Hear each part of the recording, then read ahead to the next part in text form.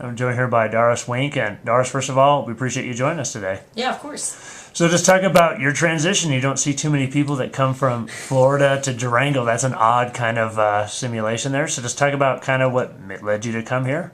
I actually have family that lives here in town. Okay. My aunt grew up here, and her father actually went to Fort Lewis and is a big sponsor of Skyhawks athletics. But I came here on vacation and toured the school, and I automatically fell in love with it. Everything about it's gorgeous, and got to meet with the coach, and everything just kind of flowed from there.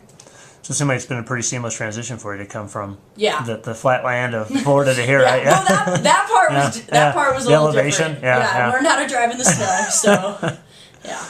You touched on it a little bit. We might as well go into it now. Talking about the snow and the weather we've had this year. How have you guys adjusted to being in the gym? And obviously, Ray Dennison's not going to be ready to play. So how have you guys adjusted to the gym action all the time? Well, in the gym, we do a lot of kind of like small-sided things. So it's like we'll work on specific points. So we'll do like 3v3s working on like double teaming. So we don't get to do like big drills, but we'll work on those small specific things that flow into the bigger drills. And then for you, you're a goalie. What got you into being a goalie, back in lacrosse? Is that something you always wanted to do? Kind of. I actually grew up playing hockey, and I was a goalie in hockey. And that just kind of worked out that way. They just needed a goalie, and I hopped in. But I'm not a big fan of running. So I was like, okay, I'll try out lacrosse, but I'm going to stay in my little spot and just hang out there. So, what do you enjoy best about playing lacrosse? I like the speed of it. Especially at the collegiate level when you don't have to stop every time the whistle blows, there's a lot more thinking that goes into it. So you have to be a lot more aware of what's going on and what your next step's going to be, and you have to think 5 steps ahead of what that next step is.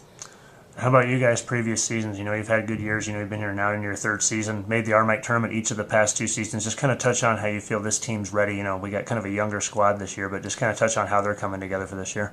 Even with the younger athletes, I think the returners that we do have, they're confident in what they're doing, and they have leadership capabilities to be able to help teach the younger athletes, and I think that's helped a lot, where it's we're not afraid to say something to help them, and the younger athletes are able to embrace what it is we're saying and know that we know what we're talking about and that it will help them in the long run.